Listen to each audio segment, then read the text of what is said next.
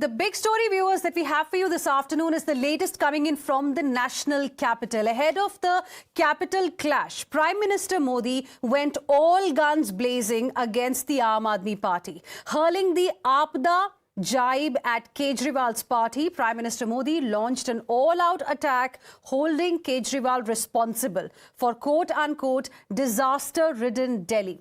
He reminded the Aam Aadmi Party over Anna Hazare, Sheesh Mahal and tank mafias and polluted Yamuna. Listen in to Prime Minister's blistering attacks as he sounded the poll bugle for Delhi's assembly elections.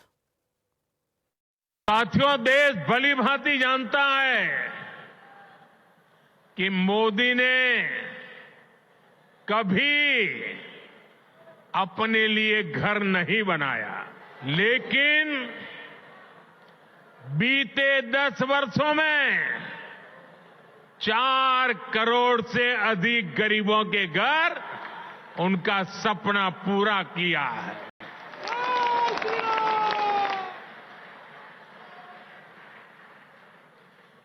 मैं भी कोई शीश महल बना सकता था,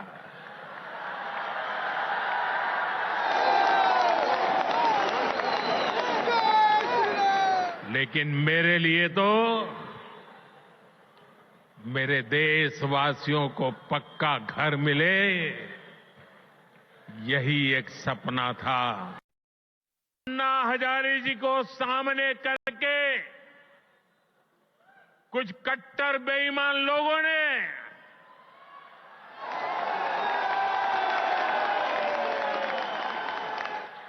दिल्ली को आपदा में धकेल दिया। शराब के ठेकों में घोटाला, बच्चों के स्कूल में घोटाला, गरीबों के इलाज में घोटाला। ये लोग खुलेआम भ्रष्टाचार करते हैं, फिर उसका महिमा मंडन भी करते हैं। एक तो चोरी, ऊपर से सीना चोरी। ये आपदा दिल्ली पर आई है और इसलिए दिल्ली वालों ने आपदा के विरुद्ध जंग छेड़ दी है। दिल्ली यूनिवर्सिटी की प्रतिष्ठा भी लगातार मजबूत हो रही है और ये मेरा सौभाग्य है, मुझे भी दिल्ली यूनिवर्सिटी का विद्यार्थी रहने का सौभाग्य मिला। हमारा प्रयास है कि दिल्ली के युवाओं को यहीं पर उच्च शिक्षा के ज्यादा से ज्यादा अवसर मिले। आज जिन नए परिसरों का शिलान्यास किया गया है, इससे हर वर्ष सैकड़ों नए साथियों को डीयू में पढ़ाई का अवसर मिलेगा। डीयू के पूर्वी कैंपस और पश्चिमी कैंपस का इंतजार लंबे समय से हो रहा था, अब ये इंतजार खत्म होने जा रहा है। सूरजमल विहार में पूर्वी कैंपस और द्वारका में पश्चिमी कैंपस पर अब तेजी से काम होगा। वहीं नजफगढ़ में वीर सावरकर जी के नाम पर नया कॉलेज भी बनने जा रहा है। आरोप लगाने से कोई फायदा नहीं होता। हर मामले में उन्होंने कहा कि घोटाले की सरकार है, शराब घोटाला किया, स्कूल में घोटाला किया, इलाज में घोटाला किया, यमुना की सफाई में घोटाला किया। तब बड़ा आरोप एक तरह से उन्होंने लगाया। मैं प्रधानमंत्री जी को चुनौती दे रहा हूँ, आप बताइए कि हेल्थ डिपार्टमेंट में क्या घोटाला हुआ। जितने आरोप इन्होंने लगाए वो सारे के सारे आरोप बेबुनियाद पाए गए। इन्होंने कहा दवाइयां नकली हैं, लेबोरेटरी से रिपोर्ट आ गई कि दवाइयां नकली नहीं थी। सिर्फ दिल्ली के अंदर दवाइयों को रोकने के लिए सरकारी अस्पताल और मोहल्ला क्लिनिकों के अंदर दवाइयां ना पहुंचे, इसके लिए एक झूठा जो है षड्यंत्र किया गया। दवाइयों के वेंडर्स की पेमेंट्स रोकी गई, उनके ऊपर झूठे मुकदमे कराए गए ताकि दिल्ली के अस्पतालों में दवाइयां खत्म हो जाएं। मगर अब वो षड्यंत्र का भी पर्दाफाश हो गया और अब धीरे धीरे जो है सारी समस्याएं जो हैं ठीक होती जा रही हैं। जो भी मोहल्ला क्लिनिक के विषय में इन्होंने आरोप लगाए वे भी बेबुनियाद पाए गए। तिहाड़ जेल, मंडोली जेल के अंदर हजारों कैदियों के ब्लड टेस्ट किए जाते हैं। जाहिर सी बात है उनके पास कोई फ़ोन नंबर नहीं होते, उनके नंबर 99999999 रिकॉर्ड में लिखे गए, मगर उसका भी हवा बनाया गया, उसको एक स्कैम की तरह दिखाया गया और बाद में हाई कोर्ट से उन लेबोरेटरी के वेंडर्स की पेमेंट के आदेश हुए और उन लेबोरेटरी वालों की पेमेंट की गई। मगर एक षड्यंत्र के तहत दिल्ली के मोहल्ला क्लिनिकों के अंदर दवाई रोकी गई, टेस्ट रोके गए। मगर अब अरविंद केजरीवाल जी के आने के बाद दूध का दूध पानी का पानी हो गया और सारी चीजें सुचारू रूप से चलने लगी। आयुष्मान को लेकर उन्होंने खासतौर पे जिक्र किया कि ये सरकार, आपदा सरकार आयुष्मान को रोक रही है। मैं चाहता हूँ कि हमारे बुजुर्ग स्वस्थ रहें देश भर में। मैं चाह के भी बुजुर्गों की सेवा नहीं कर पा रहा हूँ दिल्ली में। मैं प्रधानमंत्री जी से जानना चाहता हूं, आप कह रहे हैं 70 साल से ऊपर जो बुजुर्ग होगा उसको आप मुफ्त इलाज देंगे, वो भी 5 लाख रुपए का देंगे, जबकि आदमी की रिटायरमेंट एज 60 साल है। आप 60 साल से 70 साल वालों का क्या करेंगे? मैं जानना चाहता हूं इस नीति के पीछे क्या है। जब भारत की जो एवरेज एज है वो 67 साल है, तो आपने ये सोच के बनाया कि 70 साल तक तो जीते ही कम लोग हैं, इसलिए 70 से ऊपर वालों को देंगे। अगर आपकी नीयत साफ होती तो आप ये कहते कि 60 साल की उम्र में रिटायर होता है आदमी, उसके पास पैसों की कमी होती है, 60 साल से ऊपर वालों को हम मुफ्त इलाज देंगे। आपने नहीं दिया। दिल्ली सरकार ने वो पॉलिसी अनाउंस की, संजीवनी योजना के अंदर हम लोग 60 साल से ऊपर वालों को इलाज भी देंगे और 5 लाख की लिमिट नहीं लगाई हमने। जितना भी खर्चा उसके इलाज में होगा प्राइवेट अस्पतालों के अंदर उनका इलाज कराया जाएगा। दूसरा, इन्होंने कहा कि सिर्फ उस 10 से 15% आबादी को आयुष्मान भारत के अंदर आप 5 लाख रुपए का बीमा देंगे जिसके पास फ्रिज ना हो, मोटरसाइकिल ना हो, 10,000 रुपए से कम उसकी आमदनी हो। दिल्ली में कौन ऐसा आदमी है जिसकी 10,000 रुपए से कम आमदनी हो महीने की, जिसके पास फ्रिज ना हो, जिसके पास मोटरसाइकिल ना हो? हम दिल्ली के सभी लोगों को वो सुविधा देना चाहते हैं। हम जो है ये नहीं करना चाहते कि 15% लोगों को देंगे और 85% लोगों को नहीं देंगे, हम सबको देंगे। और आज मैं प्रधानमंत्री जी और उनकी पार्टी से कहना चाहता हूं, मेरे साथ जीबी पंथ चलिए, आपको क्यों शर्म आती है? आप जीटीबी चलिए, एलएनजेपी चलिए, मैं लेके चलूंगा आपको आईपीडी में।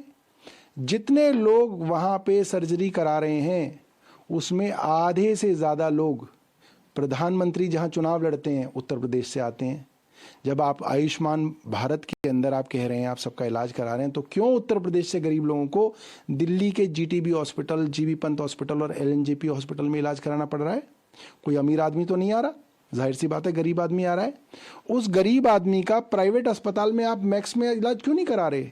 फोर्टिस में इलाज क्यों नहीं करा रहे? उत्तर प्रदेश में नोएडा है, ग्रेटर नोएडा है, गाजियाबाद है, साहिबाबाद है, हजारों बड़े बड़े अस्पताल हैं, लखनऊ में अस्पताल हैं, इलाहाबाद में अस्पताल हैं। उन गरीबों का इलाज आपके आयुष्मान भारत में क्यों नहीं मुफ्त में हो रहा? क्यों उनको दिल्ली के सरकारी अस्पताल में आना पड़ रहा है? ये जवाब दे भारतीय जनता पार्टी। क्योंकि आयुष्मान भारत योजना एक फ्रॉड पर आधारित एक योजना है, जहां पे 18 साल के युवाओं की जो है एंजियोग्राफी कर दी जाती है। अभी अभी गुजरात से खबर आई, जहां पे मरणोपरांत जो है ऑपरेशन किए जा रहे हैं, ये खबरें भी आई। तो एक ऐसी योजना जिसका कोई प्रैक्टिकल आधार नहीं है, उसको दिल्ली पे थोपने की कोशिश भारतीय जनता पार्टी केंद्र सरकार कर रही है। एक अंतिम सवाल, आज खबर आ रही है कि वीरेंद्र सचदेवा दिल्ली में चुनाव नहीं लड़ेंगे, सूत्रों के हवाले से खबर है, क्या प्रतिक्रिया होगी आपकी? देखिए, आज दिल्ली के अंदर जो माहौल है, भारतीय जनता पार्टी का हर बड़ा नेता चुनाव से भागेगा, क्योंकि दिल्ली के अंदर भारतीय जनता पार्टी का पुराने समय से, जैसे 2015 में हाल हुआ, उस तरीके का हाल इस बार भारतीय जनता पार्टी का होने वाला है। इनका जिस तरह से आज माहौल है दिल्ली में, मुझे लगता है कि इनके लिए 5 सीटें लाना भी एक बहुत बड़ी चुनौती होगी। और वीरेंद्र सचदेवा तो अभी शुरुआत है, अभी तो कई बड़े बड़े नेता इनके चुनाव से हाथ खींचेंगे, आप देखते जाइए। All right, so that was the first reaction we got from the Aam Aadmi Party on the blistering attack by Prime Minister Narendra Modi a short while ago. For more on this, let me go across to my colleague Pragya joining us on the broadcast. Pragya, we just heard Saurav Bharadwaj of the Aam Aadmi Party saying specifically, about the Ayushman Bharat scheme, because one of the points that Prime Minister today raised was that several central schemes are not being implemented by the Delhi government to benefit the people of Delhi, to which Aam Aadmi Party said that the scheme is a fraud, and in fact they have better schemes that they're offering to the people of Delhi. Well, in this election, it's your words versus mine words. It looks like that way as far as Aam Aadmi Party and BJP goes. But the fact is that Ayushman Bharat is implemented in other states which are BJP ruled, and they have beneficiaries as well. And we had seen in Delhi as well, there are central government employees who are taking benefit of that scheme. But as far as Union Territory government is concerned, NCT Delhi, the scheme has not been accepted by them, and this is exactly what the Prime Minister is saying, that you are devoiding these citizens of their right to avail those schemes that have been launched for their welfare by the centre.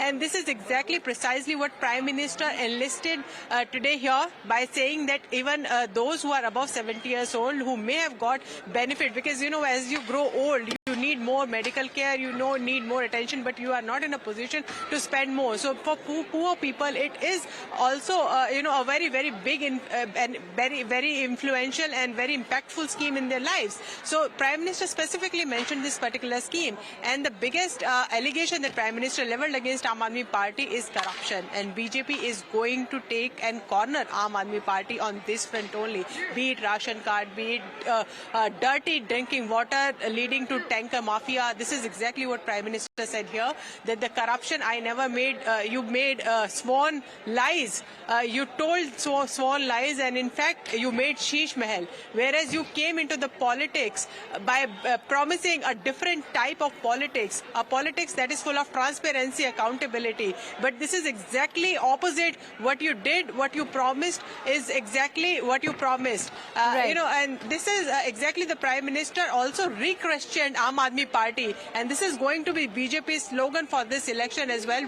Well, we've already got the slogan from the Prime Minister as he sounded the poll bugle today through his speech. AAP is equal to Aapada. That was one of the sharpest attacks that we saw coming in from the Prime Minister for the Aam Aadmi Party in the national capital ahead of the elections there. Pragya, appreciate you joining us with your inputs on the story. For now, we are slipping into a very, very short break. More on this on the other side. Stay with us.